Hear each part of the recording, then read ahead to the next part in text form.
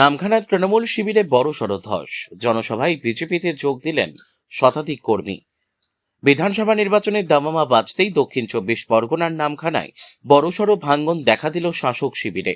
সোমবার বিকেলে নামখানার 7 মাইল বাজারে আয়োজিত বিজেপির এক জনসভায় তৃণমূল কংগ্রেস ছেড়ে গেরুয়া শিবিরে যোগ দিলেন শতাধিক কর্মী সমর্থক। এদিন সাগর বিধানসভার বিজেপি প্রার্থী সুমন্ত মণ্ডলের সমর্থনে আয়োজিত এই জনসভায় প্রধান বক্তা হিসেবে উপস্থিত ছিলেন বিজেপি নেতা তথা রাজ্যসভার সাংসদ রাহুল সিনহা। তার হাত থেকেই দলীয় পতাকা গ্রহণ করেন দলত্যাগী কর্মীরা। বিজেপি নেতৃত্বের দাবি, তৃণমূল কংগ্রেস বর্তমানে আপাতমস্তক দুর্নীতিতে নিমজ্জিত। তৃণমূল ছেড়ে আসা কর্মীদের মতে রাজ্যে সুশাসন প্রতিষ্ঠা এবং নিজেদের অধিকার রক্ষার তাগিদেই তারা মোদির আদর্শে অনুপ্রাণিত হয়ে বিজেপির পতাকা তলে সামিল হয়েছেন।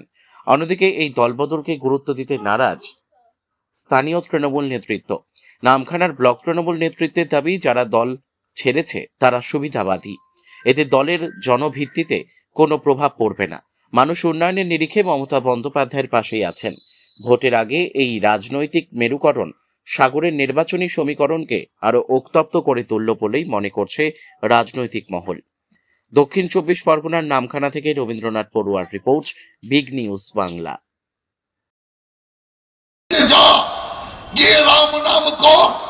রাম নাম করে জয় শ্রীরাম করিয়েছে। আমরাও চাই না উনি জয় শ্রীরাম এখনই করুক। এই 4 তারিখের পরে পিসি ভাইপোর গলায় এই গেরুয়া কাপড় জড়িয়ে রাম নাম করিয়ে সুশান্তর হাতে আমরা অর্পণ করব। কপিল মুনির আশ্রমে বসে রাম নাম করবে। রাম চলবে না, কি চলবে? জয় বাংলা চলবে। জয় বাংলা কার স্লোগান? পশ্চিম বাংলায় কোনদিন কেউ জয় বাংলা বলেছে? বাংলাদেশ হওয়ার সময় মুজিবুর রহমান এই জয় বাংলা স্লোগান দিয়েছিল। আর সেই জয় বাংলা আজকে বাংলাদেশের স্লোগান। তাহলে বাংলাদেশের জয় বাংলা বাংলার মধ্যে ঢোকানোর কারণ কি? কারণ হচ্ছে ওই সমস্ত ইসলামিক সমস্ত সাম্প্রদায়িক নেতা নেত্রীদের এটাই জানান দিতে চায় মমতা ব্যানার্জি।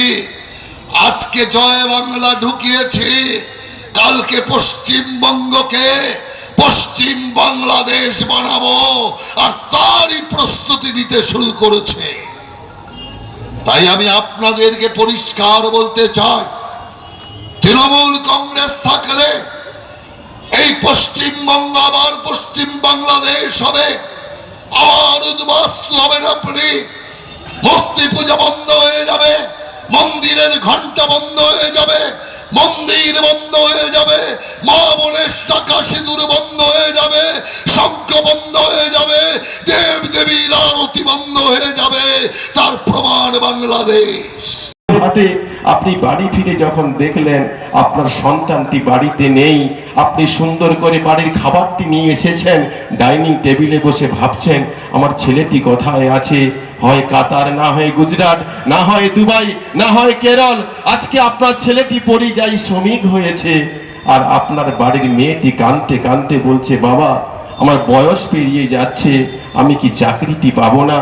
আমি কত ভালো রেজাল্ট করলাম বাবা, কত রাতকে আমি দিন ভেবে আমি পড়াশোনা করেছি, এই পড়াশোনার মূল্য কি আমি কোনোদিন পাবো না? আপনি তৃণমূল কংগ্রেসের একজন কর্মী হয়ে সারা রাত আপনি বিনিদ্র নিদ্রায় শুয়ে শুয়ে ভাবছেন, সকালবেলায় ওই রাজনৈতিক দলের ফ্ল্যাগটি নিয়ে ওই চায়ের দোকানে বসে আপনি আন্দোলনটি করবেন, না বলবেন 29শে এপ্রিল পরিবর্তনের পক্ষে ভোটটি দিয়ে আপনার বাড়ির ছেলেটিকে পরিযায়ী শ্রমিক থেকে বাড়িতে নিয়ে আসবেন, আর ভাববেন মেধার ভিত্তিতে আমার মেয়েটির চাকরিটা চাই। এরই লক্ষ্যে আমাদের আজকে বিধানসভা নির্বাচন। বিধানসভা নির্বাচনে এখানে ব্যক্তিগত কুৎসা নয়। যারা রাজনৈতিক দল করেন, আমাদের বয়স অনেকটাই অল্প, যারা দীর্ঘদিন রাজনৈতিক সময় পেরিয়ে এসেছেন, আপনারা ভাবুন তো, আপনি যখন একটা রাস্তা দিয়ে হেঁটেছেন, আপনার মানবিকতা, আপনার হৃদয়ঙ্গম ভালোবাসা কখনো রাজনৈতিক ঊর্ধ্বে যায়নি? আজকে একটা দল তৃণমূল কংগ্রেস ক্ষমতায় এসে বলছে আপনি যদি তৃণমূল কংগ্রেসটি করেন আপনি কোনো সিপিএম বাড়ির মেয়েকে বিয়ে দেবেন না, আপনি কোনো সিপিএম বাড়ির ছেলেদের কোনো অনুষ্ঠানে যাবেন না, আপনি বিজেপির বাড়ি অনুষ্ঠানে যাবেন না। এই রাজনৈতিক অস্পৃশ্যতা মানব ধর্মের প্রতি কতটা আঘাত লেগেছে এটা আপনারা ভাববেন না।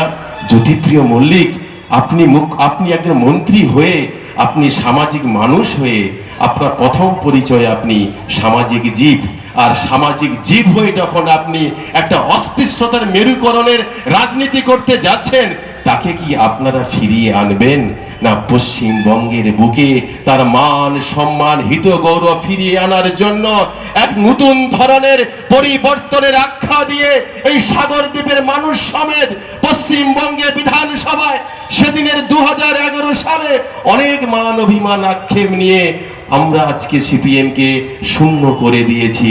সেদিনের 2011 সালের রাজনীতিতে দাঁড়িয়ে যারা ভেবেছিল বদলা নয় বদল চাই, কবি শঙ্খ ঘোষ বলছে দাঁড়িয়ে আছি গলির কোণে, মুখ ঢেকে যায় বিজ্ঞাপনে, চারিদিকে কলকাতার বুকে বিজ্ঞাপনে ছয়লাভ হয়ে গেছে।